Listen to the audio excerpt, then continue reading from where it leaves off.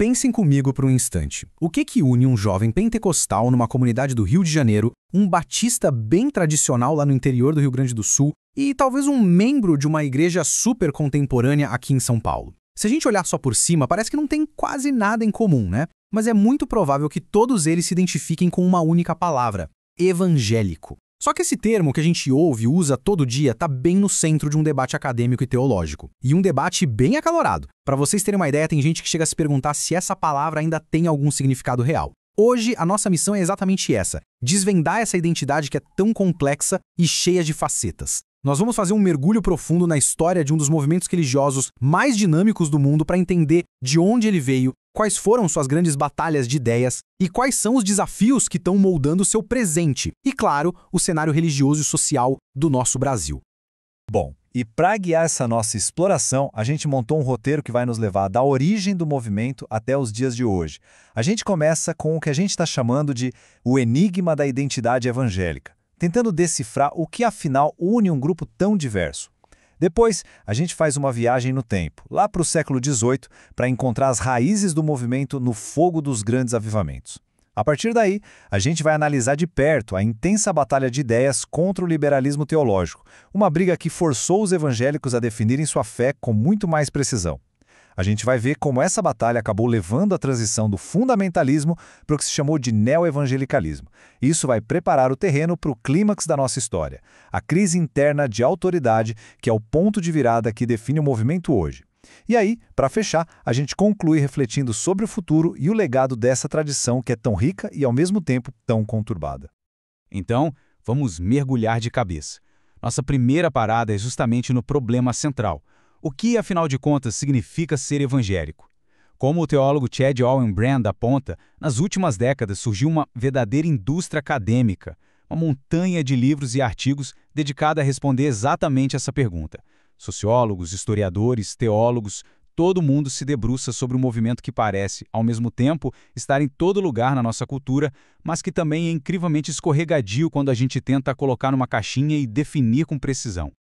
E essa é a grande pergunta que vai nos mover. Aqui no Brasil, para muita gente, a palavra evangélico já traz um monte de imagens na cabeça, né? A marcha para Jesus, a bancada evangélica no Congresso, um estilo específico de música nas igrejas, ou até mesmo aqueles estereótipos que a gente vê na mídia. Mas, por trás de tudo isso, a identidade teológica e histórica é muito, mas muito mais profunda e disputada. A complexidade é tão grande que alguns dos maiores analistas do movimento hoje em dia chegam a questionar se o evangelicalismo como uma identidade única, coesa, sequer existe de verdade. E aqui o debate acadêmico fica preto no branco. De um lado, a gente tem historiadores como D.G. Hart, que basicamente diz que a gente está correndo atrás de um fantasma. Para ele, esse rótulo de evangélico é uma invenção bem recente, uma espécie de aliança de conveniência que agora está se desfazendo e mostrando que, no fundo, nunca existiu uma identidade real ali. A solução, segundo Hart, seria voltar para as identidades das denominações históricas, seja batista, seja presbiteriano, metodista e ponto final. Do outro lado, teólogos como David F. Wells dão um alerta. Calma lá. Cuidado para não jogar o bebê fora junto com a água do banho. Ele reconhece a diversidade gigantesca e a dificuldade de achar um centro comum, mas ele insiste que existe um ar de família, sabe? Uma coalizão real que é unida por crenças e por um impulso missionário que são comuns a todos. E é exatamente dentro dessa tensão, entre um movimento que parece estar se quebrando em 1000 pedaços e uma herança que ainda pulsa forte, que a nossa análise vai se desenvolver. Para a gente conseguir navegar nesse território tão complexo, a gente precisa de um mapa. E a definição que o Chad Owen Brand propõe nos oferece exatamente isso. Pense nesses pontos como as coordenadas que vão nos guiar nessa jornada histórica. Ele define o evangelismo não como uma denominação, mas como um movimento. Um movimento com raízes históricas britânicas e norte-americanas e que se organiza em torno de 3 pilares centrais. Primeiro pilar, uma convicção profunda na autoridade e na total confiabilidade da Bíblia. Segundo pilar, a adesão às doutrinas centrais do protestantismo histórico, como a Trindade e a segunda vinda de Cristo.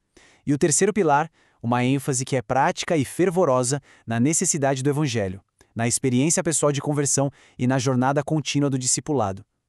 Essa definição, claro, não acaba com o debate, mas ela nos dá um ponto de partida bem sólido para a gente explorar de onde esse movimento veio e, quem sabe, para onde ele pode estar indo. Bom, então o enigma está na mesa. A gente viu que a identidade evangélica é contestada, é complexa, é cheia de tensões internas. E a única forma de começar a resolver esse quebra-cabeça não é olhando para as manchetes dos jornais de hoje, mas sim viajando no tempo. lá para a fornalha, onde o DNA desse movimento foi forjado. Então vamos lá, vamos para o século XVIII. Bem-vindos à nossa segunda sessão. Agora, a gente vai desembarcar no século XVIII. Pensem numa era de ebulição, uma época marcada pelo Iluminismo, pela Revolução Industrial. É nesse cenário de transformação gigantesca que o evangelicalismo moderno nasceu. E ele não surgiu de um tratado teológico ou de um concílio de igreja. Ele nasceu do fogo de avivamentos espirituais que varreram a Inglaterra e as suas colônias na América, quase como uma resposta direta a uma crise muito profunda de fé e de moralidade. Essa linha do tempo nos ajuda a contar a história. Tudo começa com um vácuo espiritual.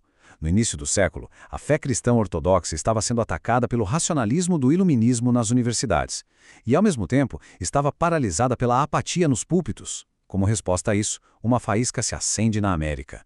Entre 1734 e 1737, um pastor e teólogo chamado Jonathan Edwards começa a pregar com uma intensidade que dá início ao que ficou conhecido como o primeiro grande despertar. E quase ao mesmo tempo, do outro lado do Atlântico, essa faísca vira um incêndio. O ministério itinerante de homens como John Wesley e George Whitefield leva a mensagem da conversão pessoal a milhares e milhares de pessoas, gente que trabalhava nas minas de carvão, nos campos da Inglaterra. No final do século, o que une esses eventos, que pareciam isolados, é a consolidação de um movimento coeso, uma força que não se importava com as placas das denominações, mas sim com a experiência do novo nascimento. Para a gente entender a força que esse avivamento teve, a gente precisa sentir o desespero da crise daquela época. Nas universidades, o deísmo estava em alta. Ele pintava um Deus que era como um grande arquiteto que deu corda no relógio do universo e depois foi embora, abandonou sua criação. Na sociedade, a situação era caótica. A Inglaterra vivia uma verdadeira epidemia de gin. Estima-se que em Londres, 1 em cada 4 casas era uma taberna, um bar. Tinha uma placa famosa na época que oferecia bêbado por 1 centavo, bêbado morto por 2 centavos, palha de graça para dormir. É chocante. A pobreza era esmagadora e a justiça brutal. Havia mais de 160 crimes que eram puníveis com a morte, incluindo coisas como roubar um lenço. E para completar o quadro, a igreja oficial, a igreja anglicana, era em grande parte espiritualmente moribunda, com claro que muitas vezes estava mais preocupado com a caça-raposa do que com o pastoreio de almas. Era um cenário que clamava por uma intervenção divina. E qual foi o remédio para essa epidemia de ceticismo e decadência moral? Foi o retorno radical, sem desculpas, a este livro, a Bíblia. Essa citação do John Wesley não é só uma frase de efeito, é a declaração de guerra do avivamento. Diante de uma cultura que dizia que a Bíblia era só mais um livro de mitos e contos de fadas, os líderes do avivamento a erguiram como a rocha inabalável da verdade, num mundo que estava à deriva. Para eles, a Bíblia não continha apenas a palavra de Deus. Ela era a palavra de Deus, totalmente confiável, do começo ao fim. Se o único fato ali pudesse ser provado como falso, todo o edifício da fé desmoronaria. E foi essa convicção que serviu como a pólvora para a explosão espiritual que veio a seguir. E o que é fascinante aqui é ver como homens que estavam em lados opostos de um dos maiores debates teológicos da história, de um lado o calvinismo de Edwards, do outro o arminianismo de Wesley, se uniram em torno de um único fundamento, a autoridade absoluta da Escritura. Wesley, o arminiano, se descrevia com orgulho como um homem de um livro só. Edwards, o calvinista, construiu toda a sua gigantesca obra teológica sobre a mesma rocha, argumentando que a verdadeira obra do Espírito Santo sempre estaria em perfeita harmonia com a palavra escrita. Essa unidade em torno da Bíblia, acima das diferenças teológicas deles, foi superpoder que permitiu a criação de um movimento que atravessava as denominações. Era algo novo na história da Igreja. E assim a gente encerra nossa viagem ao século XVIII. A gente viu como o código genético do evangelicalismo foi forjado no calor desses avivamentos. 3 elementos se destacam nesse DNA. Primeiro, uma confiança inabalável na autoridade da Bíblia. Segundo, uma ênfase na necessidade de uma conversão pessoal, uma experiência que transforma a pessoa por dentro. E terceiro, a convicção de que essa fé pessoal deveria transbordar em ação social, buscando transformar a cultura. Mas esse DNA estava prestes a ser testado de uma forma completamente nova. A primeira batalha foi espiritual e social. A próxima seria uma verdadeira guerra de ideias, travada não mais nas ruas, mas nas universidades e nos púlpitos. Iniciamos agora a nossa terceira sessão, e o cenário muda drasticamente. A gente sai do fervor dos avivamentos e entra na arena fria e calculista das ideias. O evangelicalismo, recém-consolidado, vai dar de cara com um adversário intelectualmente formidável: o liberalismo teológico. E como o teólogo J. Gresham Machen argumentaria mais tarde, o liberalismo não era apenas uma variação do cristianismo. Era, na sua essência, uma outra religião. Por que é uma afirmação tão forte? Porque os seus fundamentos filosóficos eram completamente diferentes. Isso não foi uma briga de família, foi uma batalha pela própria alma do cristianismo. Para a gente entender o liberalismo, a gente precisa dar um passo atrás e entender a bomba filosófica que tornou tudo isso possível. E essa bomba foi detonada por Immanuel Kant. Pensem assim. Antes de Kant, a mente humana era vista como uma janela transparente para a realidade. A gente olhava pela janela e via o mundo como ele realmente é. Kant chegou e disse, não, a mente não é uma janela, ela é como um par de óculos de sol coloridos que a gente não consegue tirar. A gente nunca vê o mundo em si mesmo, a gente só vê o mundo do jeito que as nossas mentes filtram e estruturam ele. A implicação disso para a fé foi uma verdadeira bomba atômica. Porque se Deus existe fora do mundo que os nossos óculos conseguem perceber, então qualquer conhecimento direto e objetivo sobre ele se torna impossível. A teologia não podia mais começar com Deus disse. Ela teria que começar com o homem sente ou o homem pensa. A fonte da verdade se deslocou de Deus para o eu humano. Esse processo aqui mostra a demolição sistemática da fé histórica. Uma vez que a razão humana se tornou o juiz, o árbitro final da verdade no passo 1, o que aconteceu com a Bíblia? Bom, ela foi rebaixada, saiu da cadeira do juiz e foi para o banco das testemunhas no passo 2. Ela deixou de ser a palavra de Deus e passou a ser vista como um registro inspirador sim, mas cheio de erros, das experiências religiosas de um povo antigo. E se a Bíblia não é mais a autoridade final, o que acontece com as doutrinas que ela ensina? Elas são desconstruídas, peça por peça, no passo 3. A Trindade, a divindade de Cristo, a sua ressurreição corporal, tudo isso foi reinterpretado como mito ou metáfora. O resultado final, como Machen argumentou, foi uma religião totalmente nova. Uma fé sem fatos, baseada em sentimentos e moralidade, mas desconectada da revelação histórica de Deus em Cristo. Diante desse ataque frontal, uma resposta conservadora, acadêmica e muito robusta se organizou em duas frentes principais.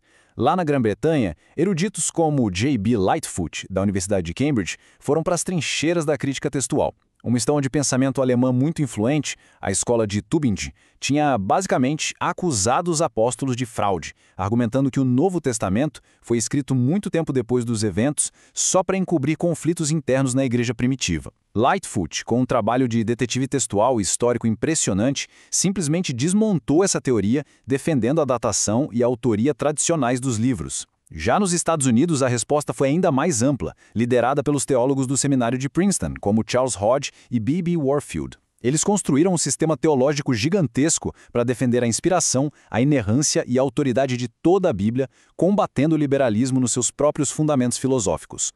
E assim a gente encerra a terceira sessão. A batalha contra o liberalismo foi um verdadeiro divisor de águas. Ela obrigou os evangélicos a não apenas crer na Bíblia, mas a defender a sua fé com um novo nível de rigor intelectual. A doutrina da Escritura foi articulada e defendida como nunca antes na história.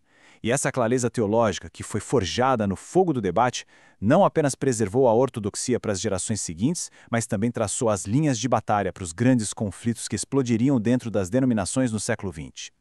Bem-vindos à quarta sessão. Entramos agora no turbulento século XX. A resposta militante ao liberalismo, e quando eu digo militante, quero dizer uma defesa agressiva e intransigente da fé, se cristalizou num movimento que ficou conhecido como fundamentalismo. Esta sessão vai explorar a ascensão e as batalhas do fundamentalismo, o seu eventual isolamento cultural e o surgimento de um novo movimento, o neoevangelicalismo, que nasceu da insatisfação com os rumos que o fundamentalismo tinha tomado. Esse cronograma aqui mapeia uma era de guerra e depois de reconstrução. Os anos 20 foram o auge do conflito dentro das grandes denominações americanas. A batalha era pelo controle dos seminários, das agências missionárias, dos púlpitos. O ponto de virada na percepção do público foi o famoso Julgamento do Macaco, de Scopes, em 1925. Embora a questão legal fosse sobre o ensino da evolução nas escolas, a imprensa, liderada por cínicos como H.L. Mencken, pintou o episódio como um circo, retratando os fundamentalistas como caipiras ignorantes em guerra contra a ciência. E essa imagem pegou. Publicamente humilhados e derrotados nas disputas dentro das denominações, muitos fundamentalistas se retiraram, criaram suas próprias bolhas institucionais. Mas uma nova geração, insatisfeita com esse isolamento, começou um contra-ataque. Em 1943, foi fundada a Associação Nacional de Evangélicos. Em 1947, Carl Henry publicou A Consciência Inquieta do Fundamentalismo Moderno, que foi um manifesto por um novo engajamento. E em 1956, a revista Christianity Today foi lançada, se tornando a voz mais influente do que ficou conhecido como neo-evangelicalismo. E aqui está o ponto crucial, que é capturado perfeitamente nessa citação de Harold Ockenga, um dos arquitetos desse novo movimento. Prestem muita atenção nisso. A briga não era sobre teologia. Os neo-evangélicos como Ockenga, Carl Henry e o evangelista Billy Graham, eles continuavam defendendo os mesmos fundamentos da fé. A revolução que eles estavam propondo era de atitude, de estratégia e de espírito. Eles se viam como herdeiros da teologia fundamentalista, mas eram críticos ferrenhos da postura cultural do fundamentalismo. Em essência, foi uma mudança de uma mentalidade de bunker, de se proteger do mundo, para uma mentalidade de engajamento, de buscar transformar o mundo. Eles rejeitaram o que consideravam o negativismo e o anti-intelectualismo do fundamentalismo mais tardio. O livro do Carl Henry foi o grande manifesto desse movimento. Foi um chamado para que os evangélicos saíssem do isolamento e levassem a sua fé para a praça pública, para a universidade, para a política, para as artes. Houve um esforço muito consciente para construir uma erudição conservadora que pudesse dialogar de igual para igual com o pensamento secular. E em vez do separatismo radical, eles promoveram a colaboração, criando instituições para unir cristãos conservadores que compartilhavam a mesma teologia, mas não a mesma estratégia de isolamento. Concluímos aqui a quarta sessão. O neo-evangelicalismo foi, na verdade, uma tentativa de síntese. Ele buscou preservar a teologia robusta do fundamentalismo e, ao mesmo tempo, resgatar o espírito engajado lá dos primeiros avivamentos. Foi um movimento que quis ser simultaneamente ortodoxo e relevante. Mas essa busca por relevância, essa nova abertura para o diálogo com o mundo, acabou abrindo uma porta para um novo tipo de desafio. E, ironicamente, o maior teste para o evangelicalismo no final do século XX não viria dos seus antigos inimigos liberais, mas surgiria de dentro de suas próprias fileiras, como um resultado direto dessa nova postura engajada. Olhem só, até agora, a nossa história foi sobre batalhas contra inimigos externos, o racionalismo, o liberalismo. Agora, o campo de batalha se move para dentro de casa. E eu já adianto, esta sessão é a mais complexa, mas ela é a chave para a gente entender as tensões que definem o evangelicalismo global, e principalmente o brasileiro hoje. A gente vai falar da ascensão de uma teologia que é chamada de pós-conservadora, o movimento que surge de dentro do próprio evangelicalismo, mas que começa a questionar o seu pilar mais fundamental, a autoridade da Escritura. Para a gente entender esse debate, a gente precisa primeiro entender o que é que está sendo atacado. É a ideia que os críticos chamam de fundacionalismo bíblico. Pense na teologia como um prédio. Para o evangelicalismo histórico, a Bíblia é o alicerce de concreto, a fundação inabalável sobre a qual todo o resto é construído. A tradição, a razão, a cultura, tudo isso são as paredes, as janelas, a decoração. São importantes, claro, mas se o alicerce rachar, tudo desmorona. Nessa visão, a Bíblia é a norma que julga todas as outras normas. E é precisamente este alicerce que os teólogos pós-conservadores se propõem a demolir ou, no mínimo, a relativizar. Essa tabela aqui mostra a revolução em ação. A visão tradicional é bem direta. A Escritura é a fonte primária, ponto final. Mas olhem só a proposta de teólogos como Stanley Grant e Nancy Murphy. Para eles, a cultura e a tradição não são mais apenas o contexto em que a gente lê a Bíblia. Elas são promovidas a fontes de verdade, com o mesmo peso da Bíblia. A Nancy Murphy vai ainda mais longe. Ela transforma a teologia numa espécie de rede de crenças sem um centro definido, onde a neurociência pode ter, em tese, o mesmo peso que o livro de Romanos na formulação de uma doutrina. Qual o resultado prático disso? A autoridade única e final da Bíblia é dissolvida num comitê de vozes concorrentes. Essa mudança nas fontes da teologia leva a uma pergunta ainda mais fundamental. Afinal, o que é a Bíblia? A visão histórica diz: é a palavra de Deus para nós. A teologia, portanto, começa com a pergunta: o que foi que Deus disse? Já a visão pós-conservadora de Graham inverte completamente a direção. A Bíblia é a palavra da comunidade sobre Deus. A Bíblia se torna primariamente o registro da experiência humana com o divino, e a teologia então passa a começar com a pergunta: o que nós experimentamos, o que nós sentimos? O foco se desloca da revelação objetiva de Deus para a reflexão subjetiva da comunidade. É uma mudança sísmica, um verdadeiro terremoto teológico. A analogia de um outro teólogo, John Franke, a da peça de teatro Inacabada, talvez seja a ilustração mais clara e mais chocante dessa nova abordagem. Ele diz que a Bíblia nos deu os primeiros 4 atos da grande peça da redenção. Mas o 5º ato, o final da peça, não está escrito. E quem tem a tarefa de escrevê-lo? A Igreja, hoje, improvisando sob a guia do Espírito. A implicação disso é de tirar o fôlego.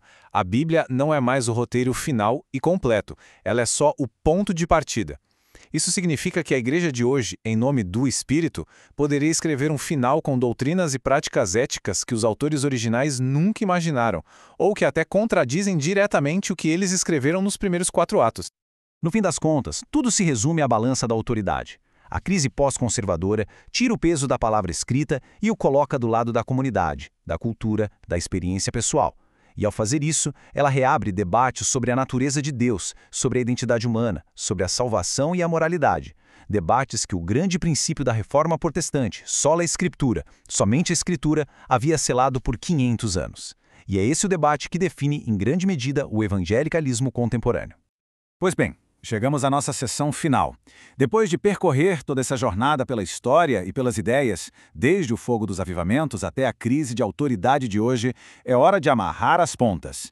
Qual é, afinal, o legado duradouro do evangelicalismo? E quais são os caminhos que se abrem para o seu futuro? Especialmente para a vibrante e tão complexa igreja evangélica aqui no Brasil. Se a gente olhar para toda essa jornada, dos avivamentos às batalhas teológicas, do fundamentalismo à crise pós-conservadora, o que é que permanece? Shadow and Brand argumenta que existe sim um fio condutor, uma essência que sobrevive a tudo isso. É um conjunto de compromissos que, como um rio, continua fluindo através de diferentes paisagens históricas. É um compromisso com a autoridade da Bíblia, mesmo quando ela vai contra as marés culturais, uma paixão pela proclamação do Evangelho, um foco na transformação de vida através do discipulado e a convicção fundamental de que a teologia começa escutando o que Deus nos disse em sua palavra. E parece que manter ou redefinir esses pilares é a questão central para o futuro do movimento. Essa citação final do Brand vai direto ao coração da crítica tradicional ao pós-conservadorismo. Ele usa um termo interessante: sensibilidade de buscador. Isso se refere àquela mentalidade de marketing de algumas igrejas que adaptam a mensagem para não ofender quem está de fora, quem está buscando. Brand teme que o pós-conservadorismo aplique essa mesma lógica à teologia, ou seja, mudando doutrinas difíceis para tornar a fé mais aceitável para a mentalidade moderna. O perigo, ele alerta, é que nessa tentativa de ser relevante, a igreja perca sua voz profética e se torna apenas um eco da cultura que ela deveria transformar. E é com esta pergunta que a gente conclui. O evangelicalismo brasileiro não é uma ilha. Ele é herdeiro de toda essa história que a gente explorou. O fervor dos avivamentos, a precisão teológica que foi forjada na batalha contra o liberalismo, as tensões entre se separar do mundo e se engajar com ele, e agora, os desafios da teologia pós-conservadora, que chegam com muita força por aqui. A questão que fica para todos nós, estudantes, pastores e membros de igrejas é: como a igreja evangélica no Brasil, com suas características tão únicas, vai responder essa crise de autoridade? De que forma ela vai escrever o seu próprio capítulo nessa história que continua? A resposta a essa pergunta vai definir o futuro da igreja em nosso país. Eu espero que essa nossa jornada pela história e pelas ideias do evangelicalismo tenha sido tão esclarecedora para todos quanto foi para mim ao prepará-la. O debate, como vimos, continua, e a melhor forma de participar dele é se aprofundando. Por isso eu recomendo fortemente a leitura do ensaio que nos guiou, Defining Evangelicalism, de Chad Owen Brand, assim como as outras obras que foram citadas. Eu agradeço muito a atenção e até a nossa próxima análise.